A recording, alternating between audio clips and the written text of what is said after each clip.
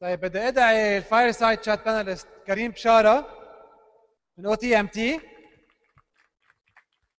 احمد الفي من فلات 6 لابس،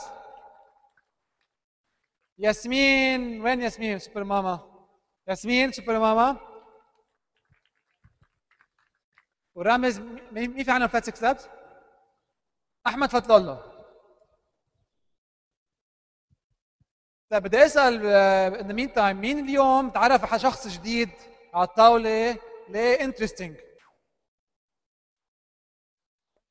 مين اخذ رقمه واخذ كارته واخذ ايميله؟ طيب بدي اياكم اليوم ترجعوا على البيت من بكره to send an email and think about how you can help that person. كيف فيكم تساعدوا هالشخص؟ لانه اليوم اذا كل واحد يساعد شخص واحد بس من كل واحد من الثاني بنكون عملنا تقريبا شي 500 شغله منيحه اليوم. مش بين باجز؟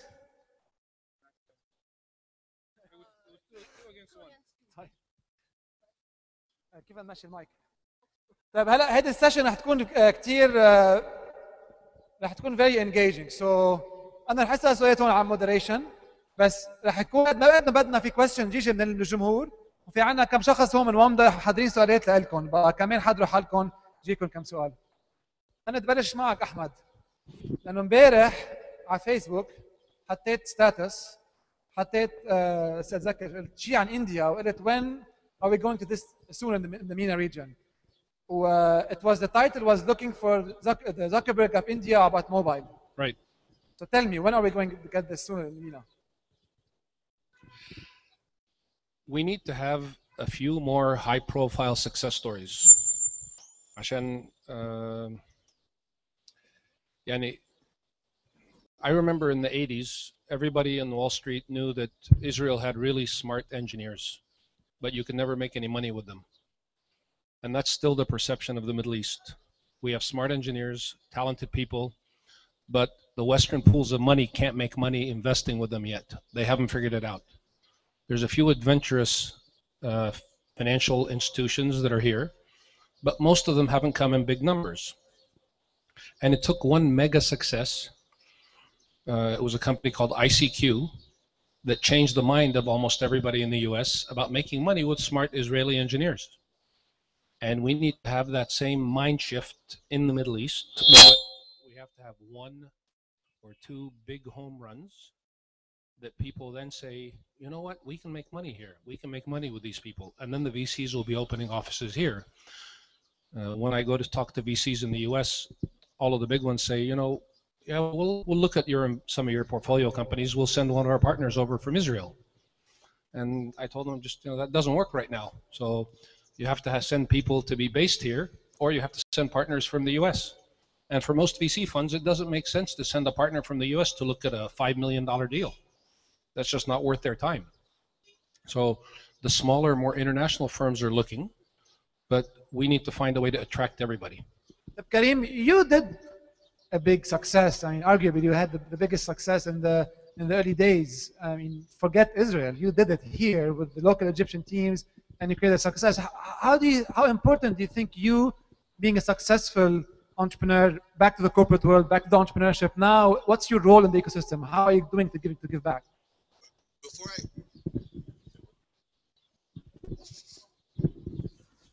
Just before we get into this, I have a small of a funny story. I think big part of the problem today is our ecosystem is still developing. I think what Ahmed and Flat6 are doing is marvelous, but it's still one step into a long chain. I remember when we started getting our funds at the beginning, it was 5 guys, PowerPoint presentation, going to friends' houses, talking to their dads, knocking on the door and saying, okay, we look very young, probably we look dumb, but please give us £100,000. And it took us 9 months to basically get the initial amount to make the money. I think the ecosystem today is very, very different. And the more this happens, the more this develops, and we have more success stories, the more people are going to put money into it, the easier it is going to become for you to create a project in Egypt. And that ecosystem still has a bit of an issue on the exit side. So on the entry side is starting to happen, on the exit side is still needs a bit of time. Is it? You think it's different? It's much different. Is it moving as fast as we should? As it should? It didn't move for a very long time. I remember people in 2002, 2003, same issue I did in 1996. I think in the past couple of years, we're jumping steps. So yes, I'm optimistic. Who here fundraised more than $100,000?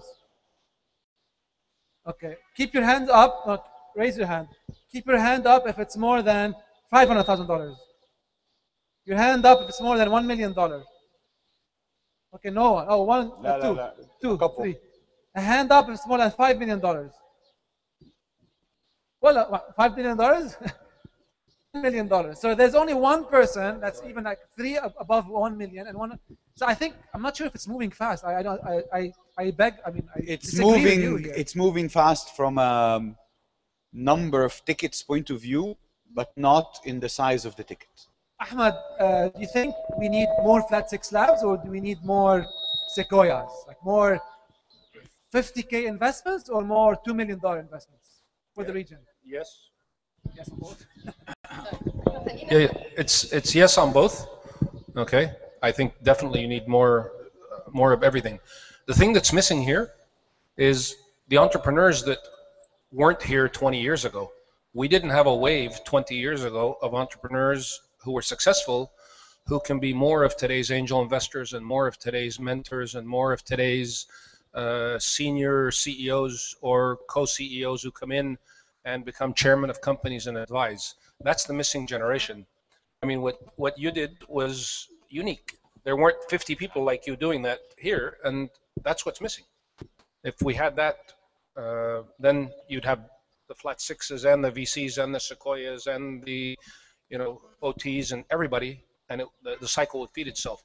Right now, we're trying to start the cycle with 1 or 2 or 3 components, and we're still missing a few. We'll get through it, but it'll take a little bit of time. And what we're building today is going to lead to a lot of success, I think, in 5-10 years. So hopefully Yasmine can sell her company in a few years or exit, go public, make a few $1 billion and start investing. Will you invest in women entrepreneurs or in men entrepreneurs first? For us, gender doesn't make an issue. Hello. That's quiet applause.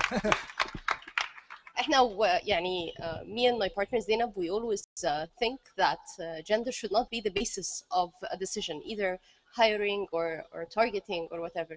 The decision that we selected moms was because of the need and the business opportunity, not necessarily because of like pro-women and feminists and all that. But so tell us, how was your journey? I mean, you had a few, you got success early on, and you were able to capture on the momentum very early on, very smartly, I would say. So share your story. Maybe people in the crowd who are now in the early stage can learn from you. Sure.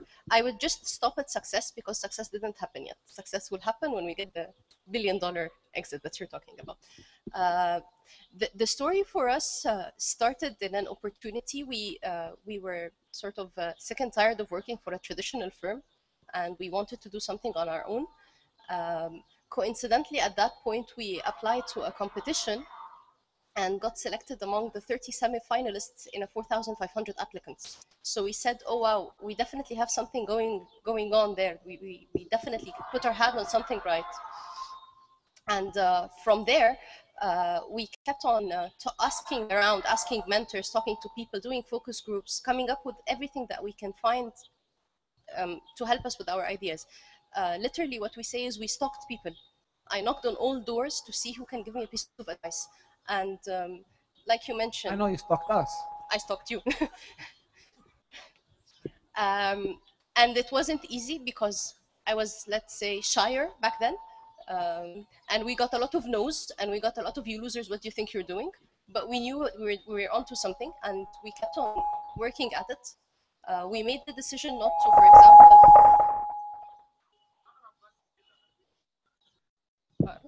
okay. We made the decision not to start raising funds until we go live, which many at that point argued wasn't a smart idea, but we knew we wanted to go with something that really means something and that people can see the value of before they starting investing money with us. Again, we do lessons learned. With our marketing effort, we learned from every mistake, and we built on what others told us. With our content, we asked mothers what they want to read about. We got mother volunteers to start What markets writing. do you focus on right now? Which geographies? At this point, we're in Egypt and Saudi. Ahmed, tell us a bit about your story. Okay, so my story من الأول خالص يعني I was also working for a big multinational company. I have a technology background. وكنت كل يوم برضو بروح الشغل كده مش مقتنع وبسأل نفسي ليه أنا كل يوم بعمل نفس الحاجة ومش مقتنع. And How many actually in the crowd are still have a safe job, a corporate job, but haven't yet quit? Okay. So you have to convince them. Yes, and at around that time برضو حاولنا كده أنا ومجموعة ناس نعمل ستارت اب كده وإحنا لسه في شغلنا. But it failed. ولما فكرنا why did it fail قلنا لأن كل واحد لما كان بيشتغل half heartedly. احنا عارفين ان هي لو فشلت احنا في شغلنا فقلت لا الموضوع مش هينفع. If I want to do it I really want to do it يعني. And around that time كان الهايب بتاع جوجل ابدأ وفلات 6 بتبدأ فكنت اتفرج على الفيديوهات دي وتقريبا بعيط بقى ولازم تبدأ دلوقتي فقلت لا خلاص ما بدهاش I applied to flat 6 and I actually changed my idea one day before starting. And يعني بنجرب في اكتر من حاجه. What we're working on now is حاجات related to TV and media. So we have a product called Remotak. It's still in alpha state. It's a social TV guide. مشكله كتير قوي من الناس بيواجهوها is to find out what's good on TV to watch that suits me. So we want to use the crowd, we want to use people online and know what my friends are watching and give me a recommendation about what I want to watch and interact with everyone watching the show. فده هدفنا اللي احنا مركزين عليه دلوقتي. What was the toughest question that Flat 6 Labs asked you and you couldn't answer? مش عارف انت فاكر؟ لا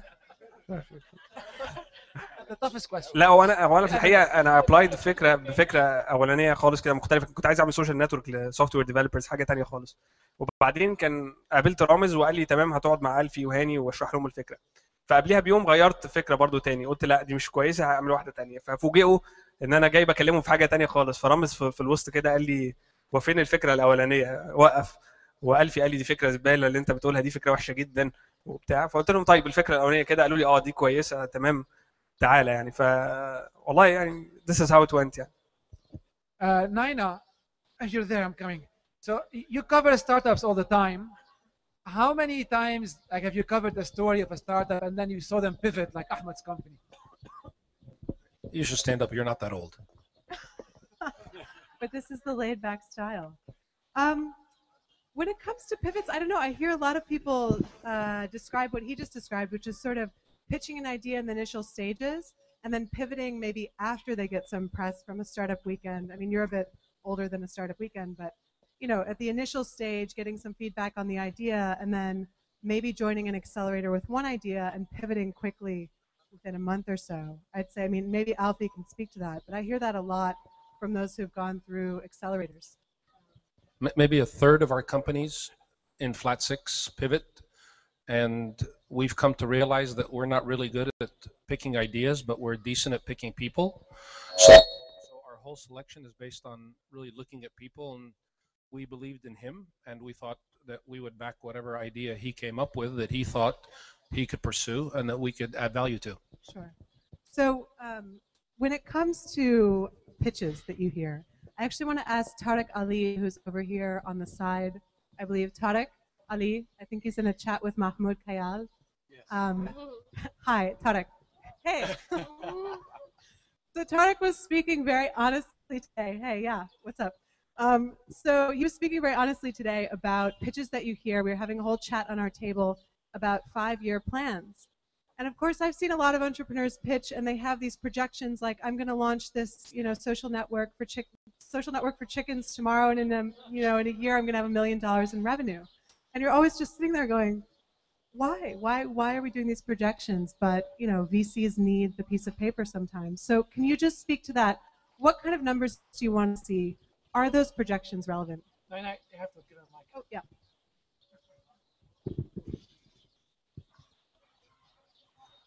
Yeah, Tariq Ali, Amwal Khalik, private equity.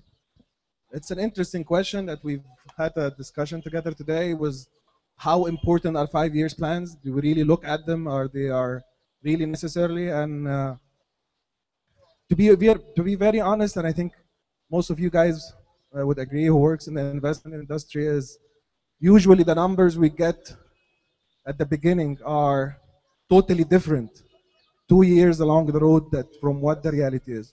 So, but why we need the 5-year plan or 3 years plans?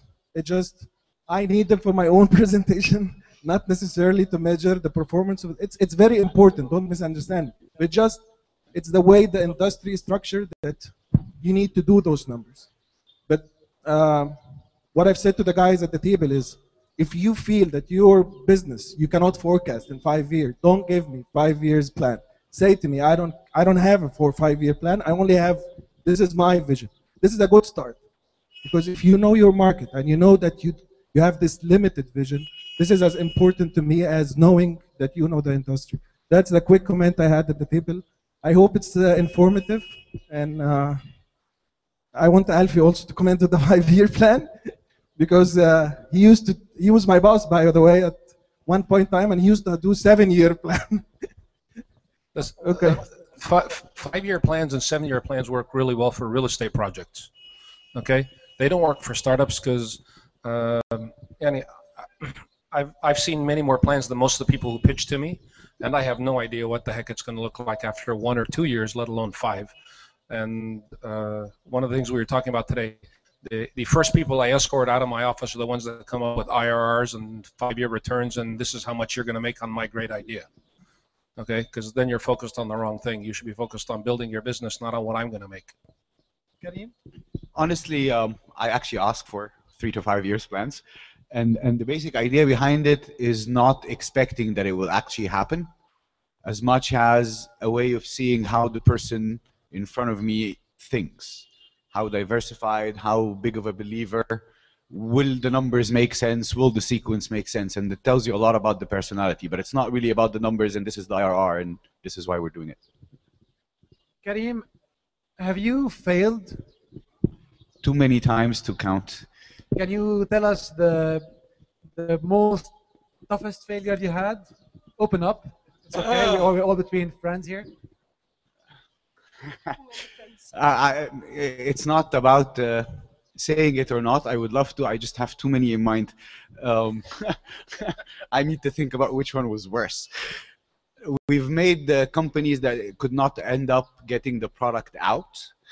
We've made bad decisions in business enough that if you look at it backwards, you would not believe 5 years later. And I think that's the positive part of the story, is that you can look back and say, okay, at least I know that I moved from that state of mind.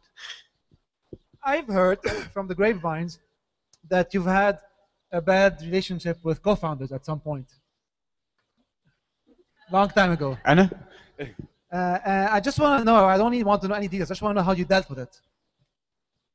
Can you be more specific? No. I'll have to ask someone from the crowd to be more specific, but that's what I heard. Can anybody in the crowd be more specific? Does someone want to put him on the spot? I don't mind. I'm happy to talk about co-founders and problems with co-founders. So I've had co-founders who were distracted and done other things. I've had co-founders who are crooks and stole money. I've had co-founders who I've ended up suing. I've had, sorry, I don't say co-founders, I say founders and I'm the investor. Co-founders means we started the thing together. And I've had founders who the company has outgrown, and those were the most difficult ones because the company outgrew them, and we had to, together, convince them that for all our sake, you have to step to the side. And that's the most difficult one, when the person has done nothing wrong, it has done their best and worked and done everything that they were supposed to do, and the company just reached the point where they can't drive at that high speed again, you just need somebody else. So I have gone through all of those, and they're not fun. Okay, the most fun things are the ones where you start and finish with the same team, but those are rare. So as you start as entrepreneurs, realize that companies, if they're really successful, most likely will outgrow you. It's a rare occasion when the original founder takes a company.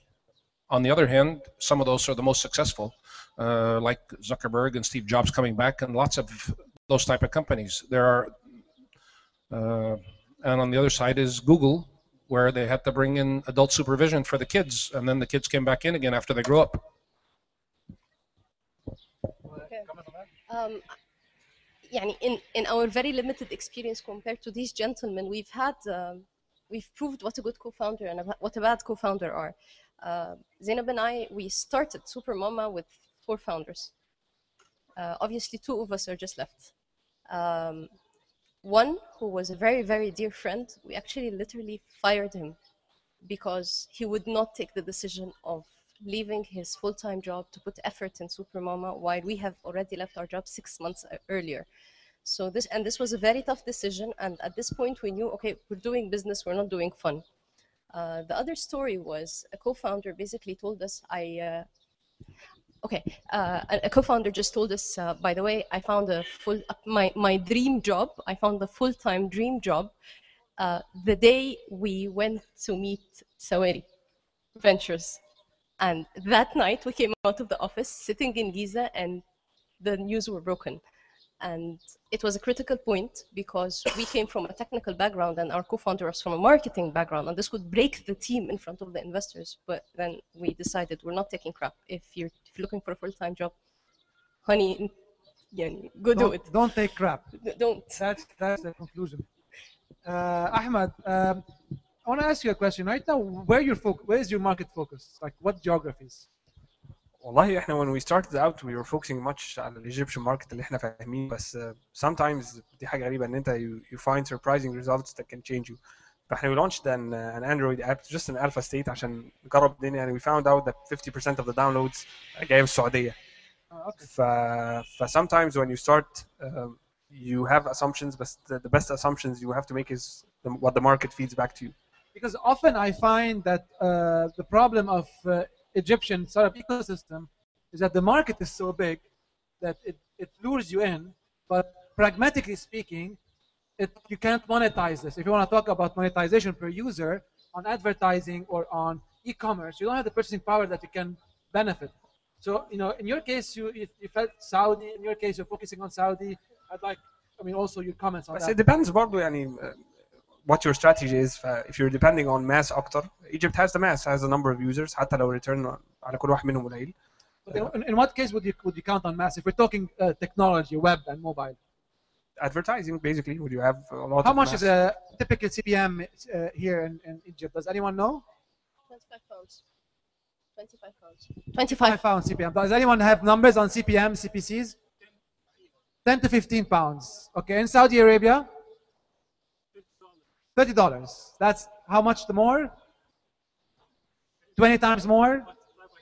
Okay, so that just gives you the numbers, and that's one of the things that I find a lost opportunity for a lot of the Egyptian startups. So you've been focusing on Saudi, right? So I mean, how's the difference you find in terms of monetization or potential monetization between the two? I think for us, monetizing off Saudi will be at a later stage, not at this point. It's building traffic in Saudi at this point. Marketing is more or less the same, so we reach out to people the same. Content is more or less the same with a bit of focus. And we're trying to localize as well content for the Saudi market. Karim, I just want to ask you, when do you think startups should go fundraise? As late as they can. Yeah, I believe in the beginning it's a good idea to have a base or an infrastructure. As early as they can. Then we'll switch the thing. No, the logic is the better the idea, the more you can prove it, the better the terms you're going to get, the better the valuation you're going to get. So in your favor, I would say as late as you can. So Roland Daher, the head of business development at Wamda, wants to comment. Yeah, so one interesting point we had today in the discussion was raising revenues versus raising money. So when should somebody go to ask for funding if they can generate some revenues and fund the operation? And an interesting Egyptian startup that is actually leveraging what Habib is saying and could really do it and comply with what Karim said, till now they didn't raise anything. And although I asked, they don't look interested. I'd like to ask Amr from MIMV, how did they do it?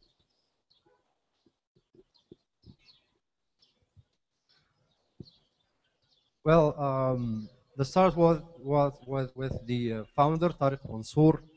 It is, till this moment, is still a self-funded organization, and the revenue generating was pretty much good. And the reason we would think, I mean, I would first agree with Karim that as late as you can, that gives you the freedom to make up your mind and generate your own profits. But the point is, the market now is emerging and growing to the point that not a single person can do it alone. So if you have a dream, you better share it. So now we've done a pretty good business on our own. Expansion is on the doors, and we are considering expansion. Yeah, with our own applications, mobile applications, we have 40 applications on the App Store. We had the lead to present mobile applications even before the App Store, Apple's App Store. So that helped us a lot. And the passion of the founder and the owner, he funds the company out of his own pocket, believing in the vision that he has. Yeah. So I agree with what Karim said, given the correct environment. Let me ask you a different question. How many people here have invested more than $100,000 in a company? Habib? Have been an investor of $100,000, written a check into a company for more than 100. That's it. There's not that many sources. So I look at it the other way around. I would like to see more investors, and I see too many good companies go unfunded because they don't happen to appeal to the 4 or 5 people here, but they're still good companies. Just because I don't like a company or I don't want to invest doesn't mean it's not a good company, doesn't mean it's not going to succeed. So I would like to encourage people to really to think about what Karim said in light of how many investors there are. So what appeals to you? Like, what do you want to see? I want to see things going after very big ideas and very big markets. And I want to see concepts that I don't need a calculator to figure out if it's going to make money or not. If I need a calculator, I'm not really going to do it. I'm going to look at it like a real estate deal. Just like following up on this discussion, I just would like to ask for one entrepreneur in the audience to come here. Just one entrepreneur. Any entrepreneur. Like, okay. For just 1 second. Cash, Ahmed. Because I know he has.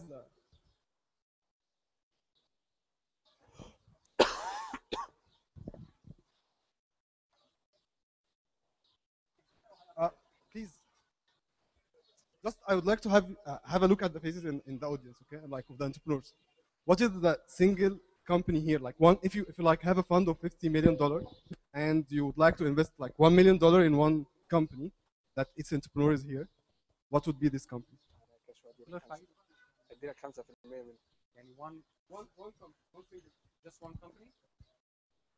هدي لك 10%. هاتهم وانا هدي لك. الزاجل. Obviously not yours. Okay. I'm just trying to see who's here. So.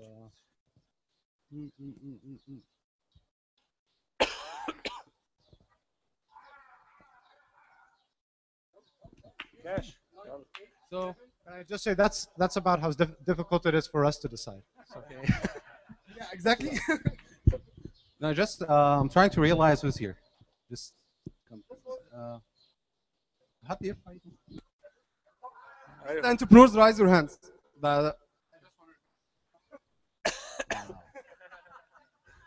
Okay. Needs funding. I'm fundraising. Okay. Great. 5, 4, 3, 2, 1.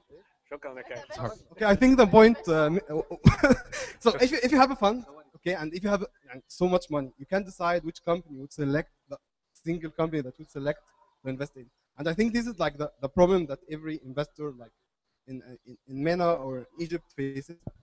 And that's it. Like it's really hard to make this decision. If you have a pool of money, it's not that easy to give away this money. Like I know that many entrepreneurs, like they say that VC, they are very shy to give away money or like to invest in our companies. But from like an investor point of view, it's really difficult for them if they are managing a fund to decide which company they would invest in. Yeah. I think Actually, that's a very good thing we just saw here, because for investors, it's not just about wanting to invest, it's knowing the people. So as the entrepreneurs, build a relationship early on with the investors. Make sure that you know them, they know you. Make sure when you stand in a room like this, you quickly identify who the winners are. Number two is you never, as an investor, invest in one company. It's a portfolio of companies. When Ramis said invest in one company, $1 million, investors never think this way. We always invest in a portfolio of companies. We know that one or two will make it really big, and the rest will make it moderately, and most of them will fail. So that's one thing. And so moving on, I'd like Walid Faza, who's actually the investment manager at Wamda, to comment on this and to throw a question back at the crowd. I'm going to comment, not much to comment on that, but I think Ramz's point about how difficult it is, and we see the positives in every company, but it's really hard to get all of these business plans that we get and then filter them down and then make the bet at the end about who's going to win and who's not going to win and who's going to be successful or not. So us as investors, we understand that there's a risk that is going to be taken at early stage investing, and we try to do the best we can. There's not much more I can say about that.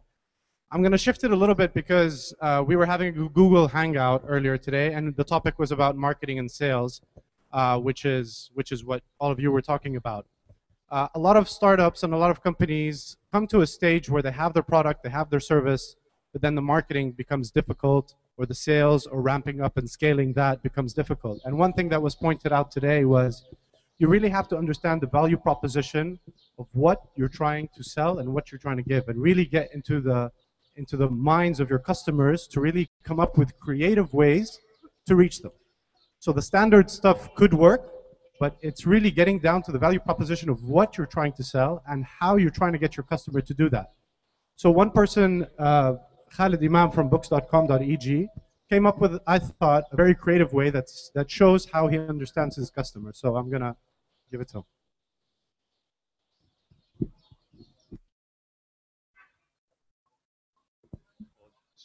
Good afternoon, everybody. Well, basically, the idea is we're going to start an online dedicated book signing, which is a new thing. How it's going to work?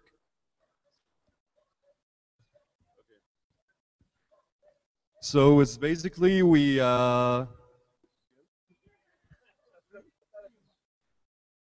Okay, the thing is that we are going to launch campaigns with the authors, with the ones that are very active on social media, like they have more than 300K followers or stuff like that. And then we're going to make a campaign on the website, and you have to order the books from the 1st of April till the 10th of April. And then Keda would start shipping the books on the 12th of April with the books signed with your name. It's like Dear Khaled, for instance, not just signing, not just selling signed copies. So this is going to add a great value to the customers. On the other hand, we're just hitting two birds with one stone, which is we'll just have conversions with zero cost, as the authors are going to do all the marketing thing. At the end of the day, the customers all over the world will get the book dedicated, signed with their names, instead of having to go to a local bookstore or something and stand on the line. Plus, this is the main thing, and you're talking about. Thank you. Yeah. So I think this is the reason why this is brilliant, is because it's leveraging on someone else who already has a lot of followers and who has a vanity or an ego thing that he is building on. So he's just giving them something very simple. They're using it, they're loving it, and they have a vested interest to push it. So that's something where you can leverage partners. Now I want to move to something also slightly different in terms of partnerships. And I want to ask Karim about how open today is OTMT in working with startups, and how do you engage them in your value chain beyond the OT ventures? Like, how do you engage the startups around you in the ecosystem? How do you help them? How do you help them with the telcos that you own, etc.? Yeah, the main story happens through OT Ventures, but OT Ventures is starting to become partially a company, partially a VC kind of setup, where through a few main, I would say, points, they become the points of contact to the rest of our ecosystem. So they can get access to the mobile companies, they can get access to the development company, to the hosting company, to the content, to the platforms and so on and so forth. So that's the basic idea behind it. So again, going back 20 years ago, or maybe 14 years ago or something like that, when we first started? Somewhere in between. Okay, so you had to get so many scars along the way. What do you think are, if you want to pick like the three most the three most important skills you had to have so you can survive those? Understanding a bit of why would people buy from me was a very long road.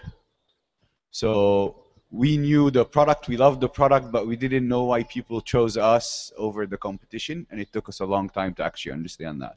I think that's something you need to look at very early on. The second one would be managing cash flow, because your success usually ends up being your biggest enemy. You need to buy more capex, you need more money, you're stuck, there are more customers, you don't want to turn them away, so it becomes a very tough situation. For me, this was also, in my opinion, one of the biggest positives, because money spoils. So we've learned how to be efficient, we learned how to do things creatively, out of the box, guerrilla marketing. We've done designs with the network that did not seem possible at the time, simply because we were so stuck, there was no other option. So that's the second one. The third one would be... Tell me about your support system, your friends, your family. Are they supportive of your journey, of the entrepreneur journey? Do you think you're crazy, or? No, we were lucky. We were all entrepreneurs in the family, so that was the easier side of the story. So what would be your advice for managing cash flow? Because I think that's one thing that entrepreneurs here will face very soon, like hiring a financial manager, doing it yourself, learning it yourself. At the beginning, it's do it yourself, but be very careful about it. Know where the next paycheck is coming from and how. Plan ahead as much as you can. If you go to a VC and say, I cannot pay my rent this month, you're definitely going to get a very different valuation than if you could plan this a year ahead. So be very careful on planning. Know where you spend the money, trying to think out of the box all the time. Again, the best, I think, lessons I've learned were coming from the idea that I need to do things more efficiently because the other guys had more money, basically. Maya Rahal, the Arabic editor at Wamda, wants to ask a question.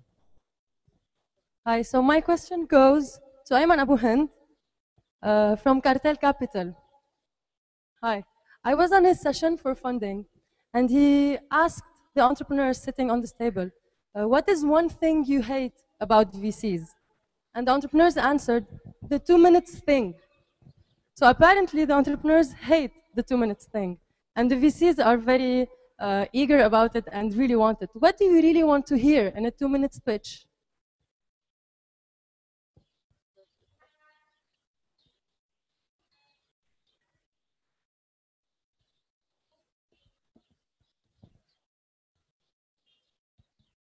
Well, the 2 minute thing is not chosen on arbitrary basis.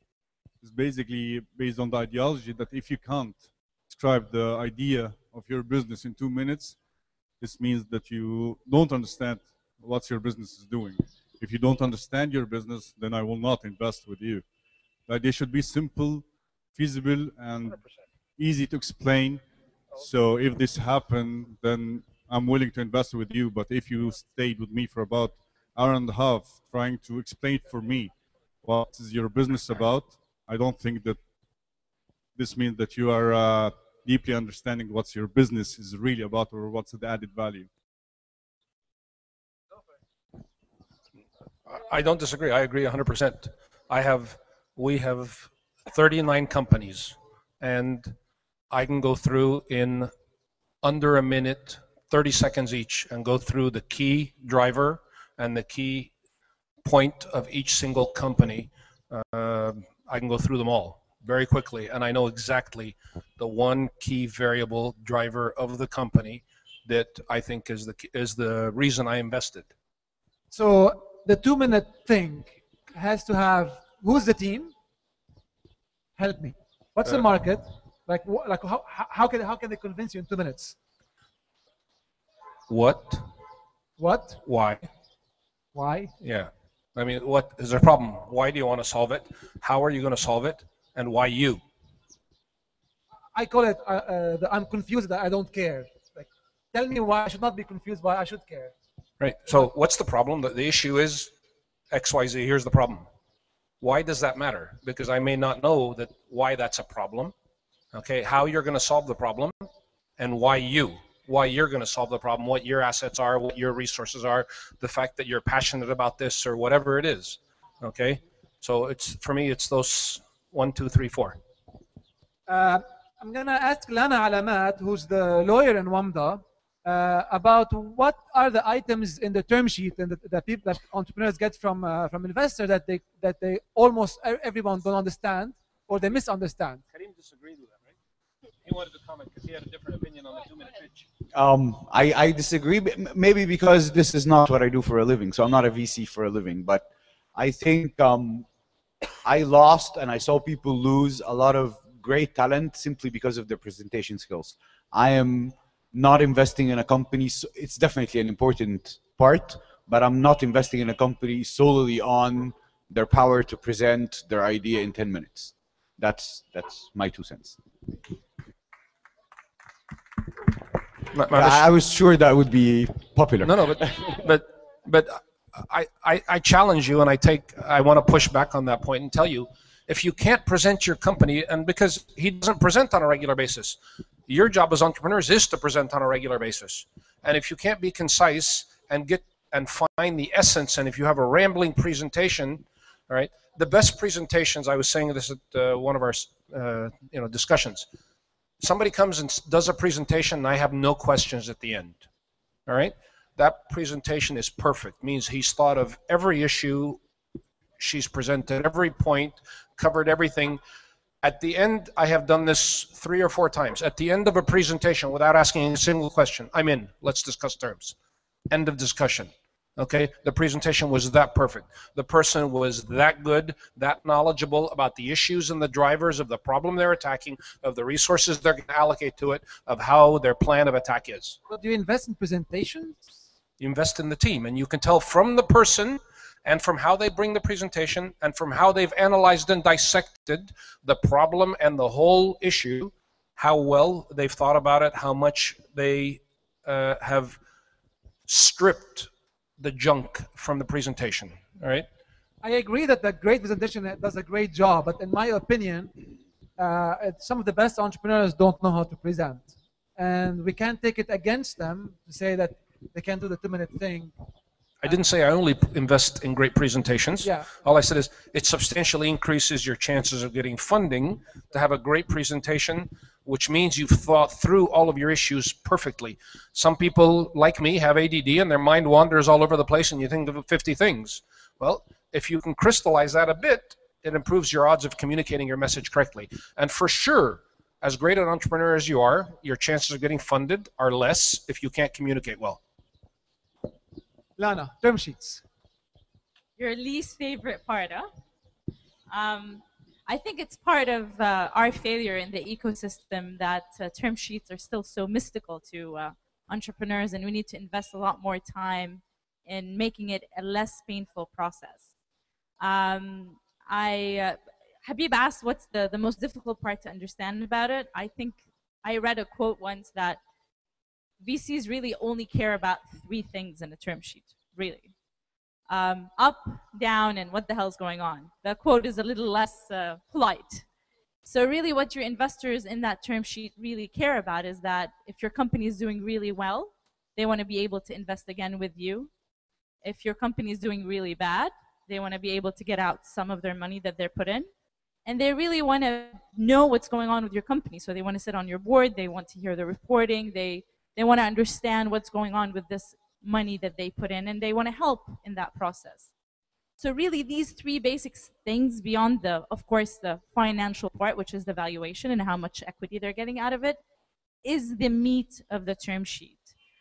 I've also read when I was practicing in the US that one of our private equity lawyers once told me he's never actually seen in his career a drag along clause being activated. So we sit there and we talk about these magical words like tag along and drag along. And sure, I can explain what these are. These are basically about minority rights and majority rights. So if you're an entrepreneur and you want to get out, then some of your investors might want to get out with you because they think that probably the company's not worth it if you're not there with them, and vice versa. If and the tag along is the drag along is the opposite. There's a sale that's going to happen, and your investors believe that this is probably the best chance it's going to for the company, so they want to be able to pull everybody out because the best chance of selling your company is for everybody to sell together. But these are such obscure terms and they're almost never used, so don't spend your energy on them. Spend your energy on understanding what your investor wants out of you, having good synergy with them, and understanding why they want to sit on your board and why do they want reserved matters, and understand that when they want to know what's going on, it's for your benefit, not to your detriment. So that's the magic of the term sheet. I have a question. I want to turn back to the first topic that we were supposed to talk about today, which is the HR, because I think it's a pain that every company goes through, whether small or big, how to find talent and retain talent. But I am sure that startups are have a much harder time because, as we all know, who can compete with Intel or Microsoft or Google, who can pay them that much money, but yet you need that talent. And we had on our panel one of our startups, Mohammed Amara, who had some good insights about what he did to make talented people stay with him, even though he knew he could not pay them as much as others can, because really it's not all about money, right?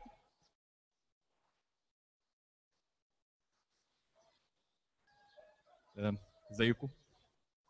لازم ابقى واقف هنا وانا بتكلم؟ اوكي. هو ببساطه شديده ماي اكسبيرينس في الحته بتاعت ان يبقى التيم بتاعي مبسوط معايا حتى لو انا ما بدفعلوش كويس. هو مينلي ماني توكس، يعني هو معظم الناس هتحب تروح للمكان اللي بيدفع اكتر، بس I like to have a flexible environment، يعني fresh environment. الناس حتى عندهم برضو restrictions على كلمه fresh environment. usually بيبقى عندهم حاجه اسمها كور اورز، مثلا 4 ساعات في وسط اليوم. انا ما عنديش حتى الكور اورز، يعني اللي عاوز يجي اللي عاوز يجي متاخر يجي، ومع ذلك الناس عندي بتيجي 9 10 الصبح تمشي 12 بالليل من نفسهم. ليه؟ لان انت بتديله فلكسبيليتي عاليه جدا، بس انا من الناحيه الثانيه مطبق نظام بروجكت مانجمنت هارد شويه، يعني لازم يريبورت توايس ا ويك. فانت مديله فرصه ان هو حتى اللي يقول هو هيعمل ايه يدي لنفسه وقت يخلص فيه اللي هو قال هيعمله. هو اللي بيقول انا هعمل ال10 تاسكس دول، دي 3 ايام، دي 5 ايام، دي يومين. ما بقولوش اي حاجه على الايام اللي هو بيحددها دي الا اذا كانت طبعا بتضر بالمايلستونز او بالفاينل ديليفري. بس في الاخر لو هو كل 3 ايام سلبت البلان هرجع اقعد معاه. واحد بيقول لي طيب ما هو ممكن يضر بقيه التيم لان هو ما بيجيش علشان الميتنجز مثلا الساعه مش عارف ايه. لا، this is calendar issue. هو لو عنده حاجه الساعه 9 الصبح هيجي لها، لان هو برضه جزء من الدليفري او الديليفربلز، يعني اللي بيطلعها لي ان هو يحضر الميتنج ويعرف ايه اللي بيحصل فيه. ف فليكسبل قوي من ناحيه، وفي ناحيه ثانيه كنترولينج. هي it needs some kind of يعني هاي سكيل في الحته بتاعت البروجكت مانجمنت شويه، بس في نفس الوقت انا جربت الحكايه دي. وحتى الناس اللي كانت يعني عندها فرص انها تروح تشتغل في اماكن ثانيه تاخد فيها اكتر من دبل السالري اللي انا بدفعه، فضلوا معايا بارت تايمرز وبيجوا لي كل يوم بعد ما يخلصوا شغلهم يشتغلوا بالليل، ودي اوفرت حتى ان هم ما ياخدوش نفس الفلوس اللي بياخدوها في الاماكن الثانيه. ببساطه شديده you need to make الشغل فن. طبعا كل الناس عارفه ان الشغل لازم يبقى فن في الستارت ابس، لان هو لو مش فن يبقى ما فيهاش اي قيمه خالص للراجل اللي هيجي يشتغل عندك. يعني ما تقوليش بقى لازم يصدقك ومش لازم يصدقك والكلام ده كله، هو مش هيصدقك، هو لازم يبقى مبسوط بس. شكرا. Alright, thank you. طيب قربنا نوصل للختام. من بعد الفايرسايد شات في عندنا ورك شوب للومن انتربرينورز.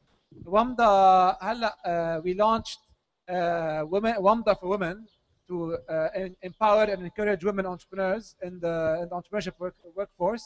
Naina currently the editor-in-chief. She will be leading the workshop. Whoever wants to join. I just want to ask one last question to the panel. We're going to wrap up. If you want to stay around, network, we have balls, we have frisbees, we have all the stuff that the men do while the women are working.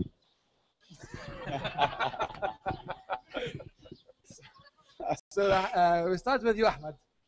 One tip that you were going to give to every entrepreneur here that they're going to take with them. مش عارف اللي ممكن اقوله من تجربتي الشخصيه is have the courage to follow your heart. يعني دايما لو قعدت تحسبها هل ابدا ما ابداش مش هتنفع يعني لان ال unknowns are very huge لدرجه ان انت مستحيل تعمل calculation فتقول انا هبدا. It's always a danger وغالبا فيها فشل بس have the courage to follow your heart. تاني حاجه عايز اقولها ان ما تخافش من الفشل يعني اكتر حاجه واحد بيخافها انا لو فشلت الناس هتقول عليا ايه وكده بس if you get rid of الناس هتقول ايه لو فشلت مش هتخاف انك تعمل اي حاجه بقى احاول ما فشلت مره ثانيه ثالثه هتيجي يعني ف this is what I want to say.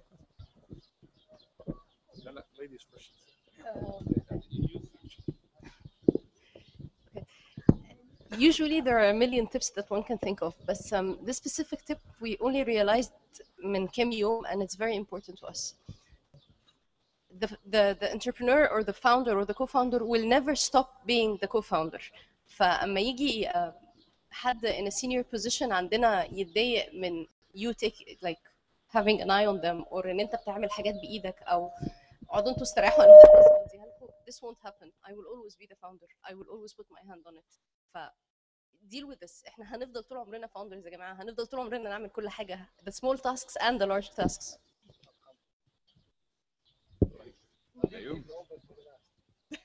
اللي هو ازاي برضه؟ Actually, my tip is easier. Enjoy it. It's the best time. Life gets easier on a few things when you get bigger, but now is the time where you enjoy it, have fun, learn a lot because this is the learning time, and you're going to use it. You get better at decision making not because you're getting smarter, because you're getting experience. So make sure you actually use that experience and learn from the mistakes you've done. And again, enjoy. Best of luck.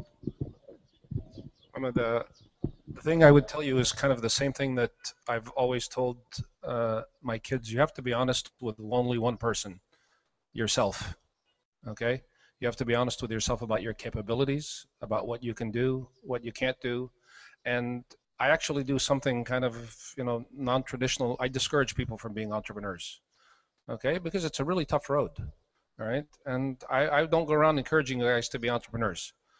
And those of you that are offended by this, you have a higher chance of success, okay? And those of you that think I'm full of BS, you have a better chance of success. But there's no shame in working for big companies, having a great career and a great life and a great family, and it's a wonderful thing, okay? And it supports the ecosystem. It does everything well.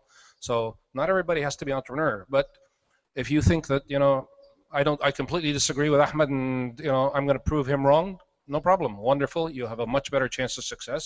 So be honest with yourself about your motivation. Don't let somebody encourage you to be an entrepreneur. Do it because you want to do it. Don't have somebody tell you, you should solve this problem. Only if you're passionate about it and if you want to do it, that's why you should start a company. It's a great tips from our panel. Thanks a lot. I want to thank again our sponsors. If you have the Microsoft survey, fill it and give it to the Microsoft guys. Keep an eye on Wamda.com. We have a lot coming up soon. Thank you very much. And stick around for the frisbee. I bought it so I can play with someone. Where's my frisbee?